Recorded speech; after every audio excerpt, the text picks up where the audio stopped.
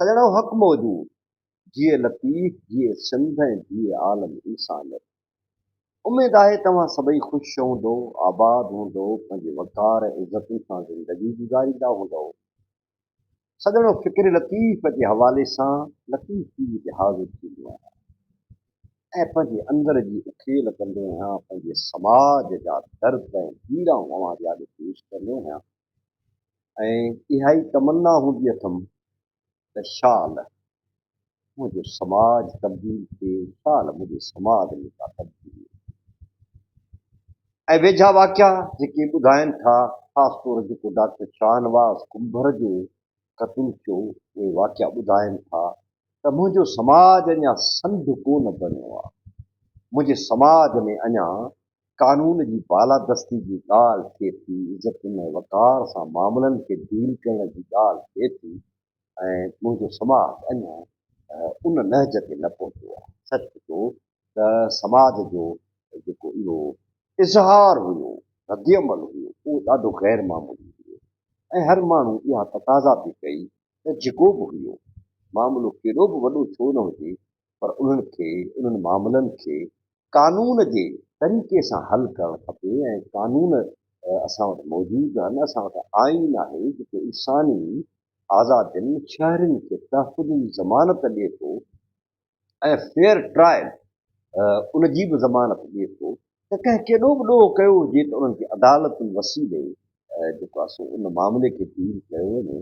असां सभई मुस्लमान आहियूं, पैगम्बर काइनात सल्लल्लाहु अलैहि वसल्लम इन जा असीं उम्मती आहियूं। अलाह जी ज़ात में असांजो ईमान आहे। असां कंहिं मख़सूस हल्के कंहिं मख़सूस तबिके खे इन शइ जी इजाज़त कीअं था ॾेई सघूं त उहो कानून पंहिंजे हथ में खणे ऐं उहो जेको आहे सो क़तलु कंदो वठे, जंहिंजे लाइ दिलि चवेसि उनखे जेको आहे सो मारे छॾे या जलाए छॾे। ताकी शाहनवाज़ कुंभर जो जेको क़तलु थियो, उन ते सिंध पंहिंजो रद्दमल ॾिनो ऐं सिंध पंहिंजी अमुन साफ़ रवादारी प्यार जो जेको हुनजो तारीख़ी हज़ारे सालनि ते मुश्तमिल जेको हुनजो सिलसिलो आहे, उहो सिलसिलो हुन क़ाइमु रखियो। का बि लीडरशिप कोन हुई, आम माण्हू निकिरी पिया, पहिरियां त हिकिड़े दहकाव ऐं ख़ौफ़ जी हालत पैदा थी, पर उन खां पोइ सिंध हिमत कई ऐं जीअं छिरक भरे उथंदो आहे, ईअं छिरक भरे उथी पई ऐं अवां ॾिठो त सिंध को बि नाजाइज़ मुतालबो न कयो।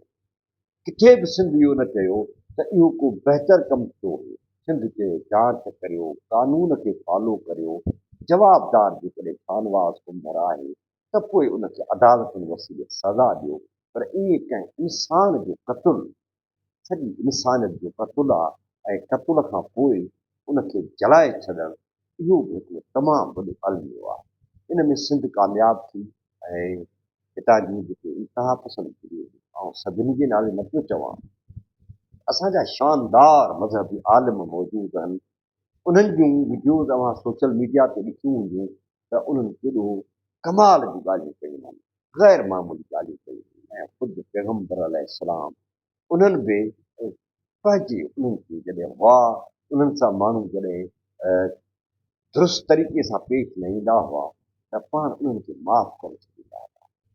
पैगम्बर अलैहिस्सलाम पंहिंजो जेको दीन पखेड़ियो सॼी दुनिया अंदरि ऐं अरबे इंसान जेके अॼु असां मौजूदु आहियूं, मुस्लमान आहियूं, अलाह जी ज़ात ते ईमान रखूं था, असां सभई माण्हू उन पैगम्बर जे उन फ़लसफ़े ते अमल करियूं था, जंहिं फ़लसफ़े में अमुन आहे, जंहिंमें शांती आहे, जंहिंमें सुख आहे, जंहिंमें बराबरी आहे, जंहिंमें कानून जी बालादस्ती जी ॻाल्हि थियल आहे ऐं असां सभिनी खे उन ते अमल करणु खपे। इहा वरी गहरी साज़िश हुई सिंध जे ख़िलाफ़, जंहिं साज़िश खे हितां जे साॼा वञी नाकाम फ़िलहाल त बनायो आहे ऐं अॻिते बि अलाह ताला रब जी ज़ात बहितर कंदो अलाह साईं। ऐं अॻिते बि असां सभई सम्झ सां कमु वठंदासीं। समाज आहे, उन में मामला पैदा थियनि था, उन में मसइला पैदा थियनि था, सभई थधे दिमाग़ सां उन्हनि मसइलनि ते गौर वीचार करे ऐं उन्हनि जा हल तलाश कनि, पर केर बि कानून हथ में न खणे ऐं असां लतीफ़ साईं जे पैगाम ते अमल कयूं। लतीफ़ साईं केॾो वॾो पैगाम ॾिनो आहे। लतीफ़ साईं का तफ़रीक कोन कई आहे। हिंदू किरदार हुन ते शाइरी जो मौज़ू आहिनि, नान मुस्लिम ॿिया किरदार उहे बि हुन जी शाइरी जो मौज़ू आहिनि। बल्कि लतीफ़ साईं जी शाइरी जो मौज़ू ई मोहबत आहे, हिकिड़ा ई आहे, साफ़ आहे। हू चवनि तूं चओ वाता वराए, अॻु अॻराई जो करे खता सो खाए, इहो बांध में पाए कीन आयो। हाणे जेको अॻिराई करे थो उनखे उहो खता खाईंदो ऐं खता उनखे रब जी ज़ात ॾी। त असांखे बि लतीफ़ साईं जे उन पैगाम ते अमल करणु खपे। मगर कयो वतन प्रीत न छिननि पाण में, पसो पखी अड़नि माण्हूआ वेठ खणे। ॾिसो पखी केॾो हिक ॿिए सां प्यार सां हलनि। मज़हबी मामला एतिरा हिसास हुजनि था जो उन ते जज़्बाती थियणु तकलीफ़ आहे, पर असांखे ख़ुदि हदीस क़ुर पाक ऐं रसूल पाक जे हिदायतुनि ते जेकॾहिं असीं अमल कयूं त सच पुछो त हीउ जेको फ़साद वारियूं ॻाल्हियूं आहिनि, हीउ जेकी माण्हू खे मारण वारियूं हिकु इंसान जो क़तल गोया सॼी इंसानियत जो क़तल आहे। त हीउ जेका मारामारी वारो जेको जहान आहे, उहो मारामारी वारो जहान उहो शायदि रुकिजी वञे। असां दीन ते बि अमल कयूं। असांजो दीन सलामती जो दीन आहे। असांजो इस्लाम तहफ़ुज़ फराहम थो करे, अक़िलतुनि खे बि तहफ़ुज़ फराहम थो करे। मुस्लमान त हूअं ई हुन जा फॉलोवर आहिनि, पर सच पुछो जॾहिं मुहर्रमुल हराम ईंदो आहे त हिंदू बि न्यास कंदा आहिनि। ऐं असां वटि सिंध त उहा रवादार धरती आहे जो असां उॾेरो लाल ते वञूं था त उते मंदर बि ठहियो पियो आहे, उन सां गॾु मस्जिद बि ठही पई आहे। ऐं मतिलबु हिकिड़ो अहिड़ो जहान आहे जो उनखे सॼी दुनिया हैरान आहे त हीउ कहिड़ो देश आहे जंहिं देश जा माण्हू मुहबत सां मतिलबु ईअं ज़िंदगी गुज़ारनि था जो हिकिड़ी मिसाली ज़िंदगी गुज़ारनि था। पर असां उनखे दागदार कयूं था। असां लतीफ़ साईं जे पैगाम ते अमल नथा कयूं ऐं असां वटि जेका इंतिहा पसंदी आहे उहा पंहिंजा पेर खोड़णु चाहे। ऐं इंतिहा पसंदि उन्हनि खे नथो चवां जेके सचा मुस्लमान आहिनि, जिनखे अलाह ते ईमान आहे, जेके रब ते छॾनि था हर मामले। अलाह काइनात जो वॾो जज आहे, हर कंहिं सां इंसाफ़ करणु वारो आहे। जेको माण्हू ग़लति कंदो उन सां बि इंसाफ़ थींदो, जेको माण्हू सुठो कंदो अलाह साईं उनखे बि रिवार्ड ॾींदो। त असांखे इहे सभई शयूं सोचे केतिरो लतीफ़ इहा धरती छोकिरी जी धरती आहे ऐं हिन धरतीअ ते फ़साद फैला आहिनि।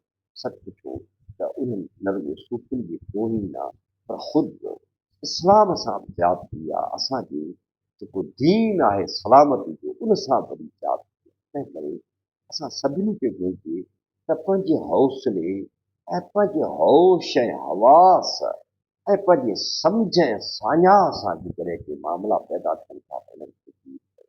मूंखे उमेदु आहे त सिंध इन फ़साद खां बची पवंदी ऐं रब जी ज़ात पैगम्बर अलैहिस्सलाम जी आज सां सिंध इन्हनि फ़सादनि खां बचंदी ऐं जेके साज़िशूं थियनि थियूं हिन वतन ख़िलाफ़ उहे साज़िशूं सभई नाकाम थींदियूं। मूंखे उमेदु आहे दोस्तो त अव्हां चैनल खे सब्सक्राइब कंदा, शेयर कंदा, कमेंट कंदा ऐं लतीफ़ टीवी खे छड़ धूड़ पहुचाइण में किरदारु अदा कंदा। हक़ मौजूद थी लतीफ़ थी सिंध थी आलम।